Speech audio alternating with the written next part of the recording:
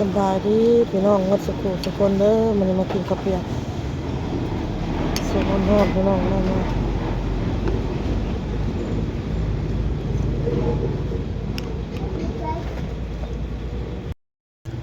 สบายดีพี่น้องวัดสุขุสุคนพี่น้องมากินข้าวเปียกพี่น้องเหนียวหมักไว้นี่แหละ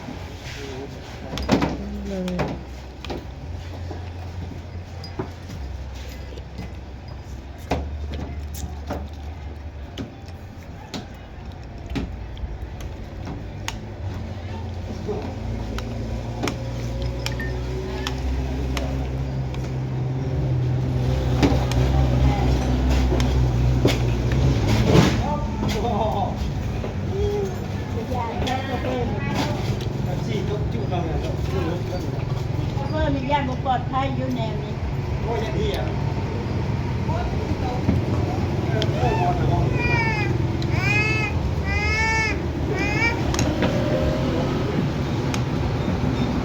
ครัวเสาแขกเนาะคือครัวเสาแขกคือขับใบแขกเบาดาวเขาบอกครัวเสาแขกนะมันไม่แก่เลยเนี่ยนี่เลิศมันขับรถแม่ล่ะแซ่บ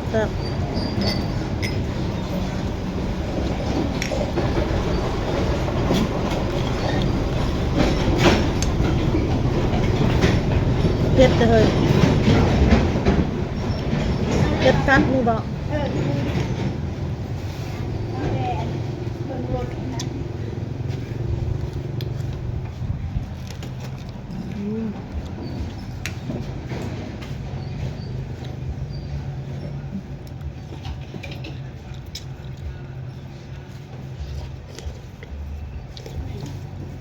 โตมาแม่โต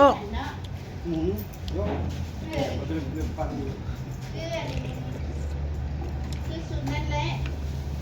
แน่นี่แหละนี่จะสั่งเหยียบไปมันปีดปังงางอยู่ในนี้ออกมาแล่นออกมาซองเบิ่งว่าสั่งเหยียบวะกูเบิ่งแน่เลยแม่นเก่าเลือน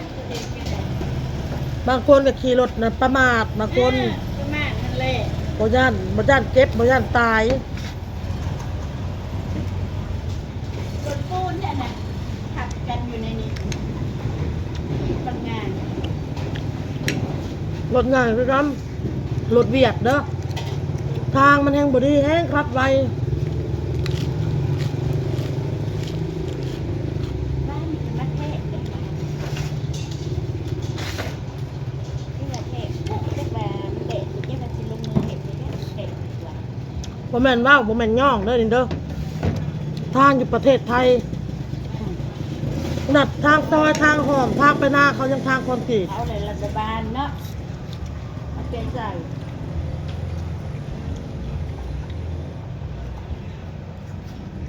บ่แม่นย่องดอกอันนี้ค่ะ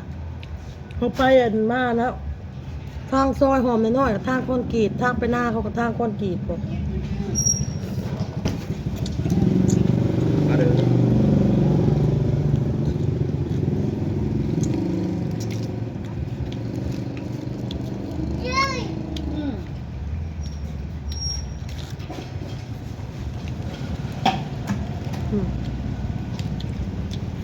กินหมดเลยดึกติม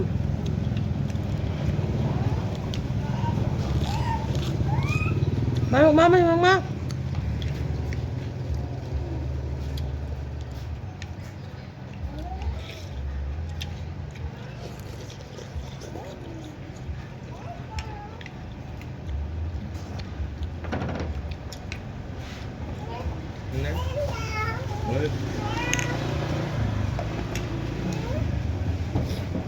เอากัด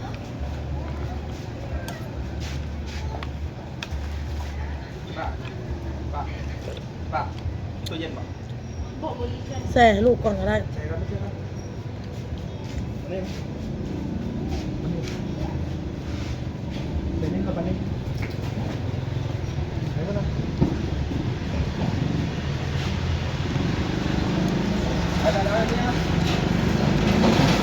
เราเต้มันนี่ก็ไปเวียกเนาะผักเดือนหนึ่งผัก2 เทื่อ มื่ออื่นจะไปแล้วไม่ได้ก็ไปผักท้องมือเลย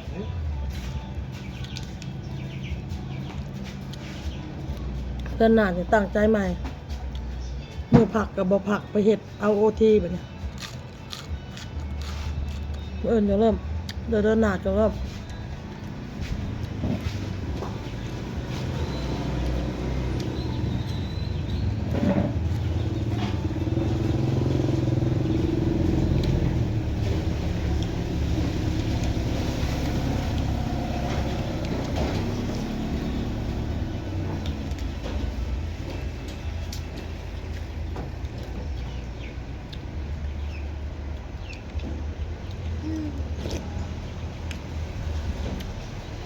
ไก่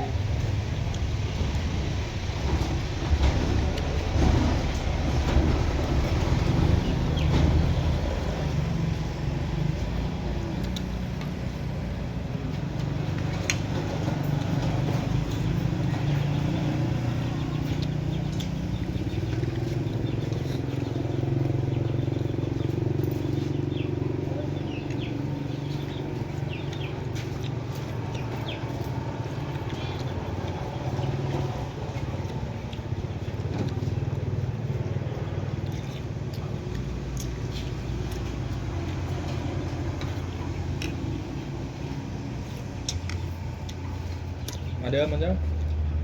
มาเด้อมาเด้อรถรถ เอามาแม่รถได้เหรอ มาเยอะมาเยอะ ออกทาง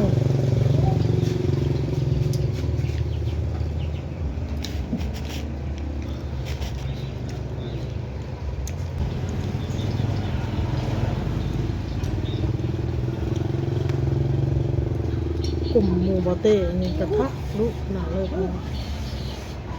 มันจะไก่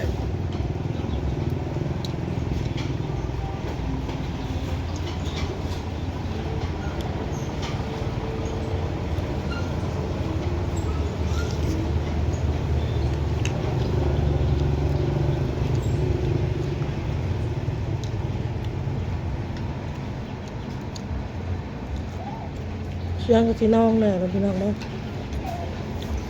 ทางเตียง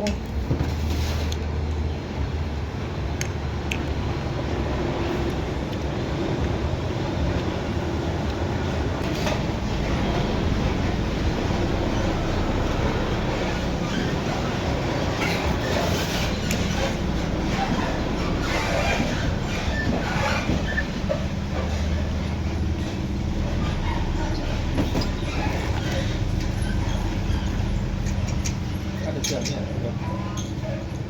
มันหายอย่างเมื่อเอาเมื่อนะ ไป รถได้รถหน่อย รถเสื่องแล้ว รถเสื่องนะถ้าจะเสื่องเนี่ยถ้าเอาไปไวเลยในรถอีกตรงเลย จอดรถขอฮอดบ่ทันเห็นมันเห็นแหละ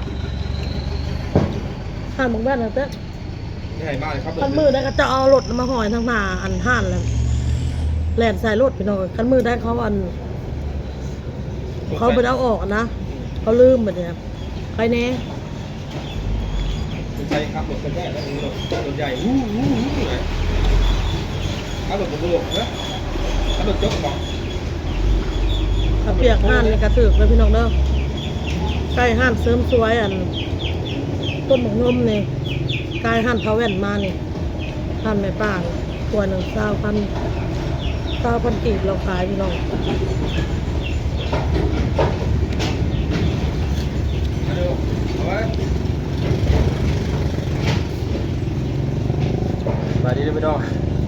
ต้นใหญ่ยังไงดิ ตัวหนึ่ง9,000กีบเอาไปเบิ่งลูกนะ เริ่มเบิ่งตลอดตามตลอด เบิดบ่ให้ของเจ้า ก็จะเรือนี่ทีมเก่าไม่ทีมเก่าจะเศร้า ตัวบ่เตอร์เนาะ ตอนเช้ามีโต๊ะได้อยู่ที่หันคืนนี้ก็โต๊ะ แซ่บพี่น้องหาเราตัว9,000กีบพอได้บ่เฮ้ยเป็นเงินไทยนะ 100 บาทกับ65,000 9 บาทกับอะไรวะ30 บาทบอก30 บาทด้วย 30 บาท50 หม้อนั่นเนาะ ประมาณ25 บาท25 บาท มัน 25 บาท ประมาณ25 บาทถ้วยหนึ่ง 25 บาท ถ้วยหนึ่งคันละ20 บาทมันก็ตกอยู่18,000เนาะ มาเยอะคนละซอสปลาที่หมอนจังหวัดคอเนี่ยยิ้มยับมาเค็งตอนเราเอาเนี่ย ยิ่งใหญ่ขนาดเลยบ่บุญส่วน เอาแบบนั้นเอาเยอะไปหวานเอา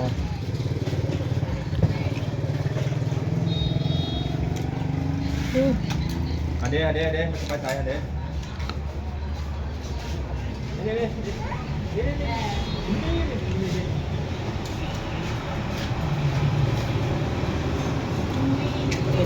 ี่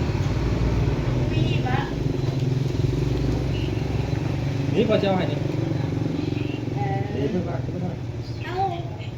นี่ลูก เฮาอ่ะเฮาเมื่อตอนแรกเนาะตอนนั้นเมื่อแรกตอนนั้นจะเขาเฮ็ดทางอยู่กระซอยน้ำจันทร์บุญทันบ่ นี่ ตอนเฮาเมื่อตอนยามแรก อันนี้แล้ว ปิดทางดิเฮากระซอยน้ำจันทร์ โต๊ะ ได้ทันบาท โต๊ะ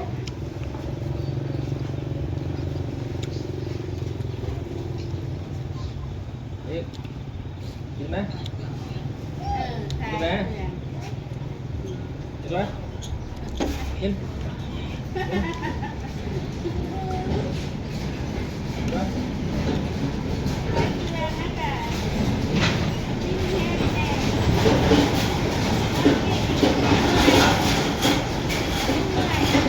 ก่อนใส่ก่อนก็เราให้ลายก่อนก็คือกับเป็นงานข้าวเปียกขาหมูที่แบบเอาเป็นหมูต้มก็ได้เอาเป็นไก่ก็ได้เอาเป็นหมูกรอบก็ได้เนาะตามคนกินเพิ่กับซาวพันคุณเส้นซาวพัน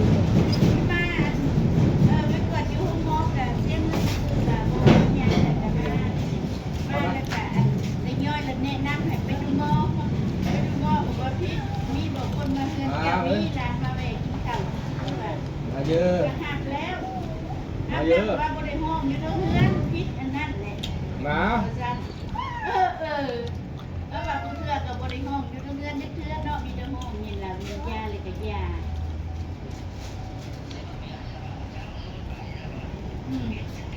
มันแย่มันแย่เดี๋ยวดิ ในการมะม่วงใส่กระเซ้ากับหมอเบาเม่นม้วนมะลีจะมีกันไปหมด โอเคเดี๋ยวพี่น้องได้คลิปนี้ก็ลาไปก่อนพี่น้องก็กันขนาดพี่น้องสบายดีเด้อ มาแม่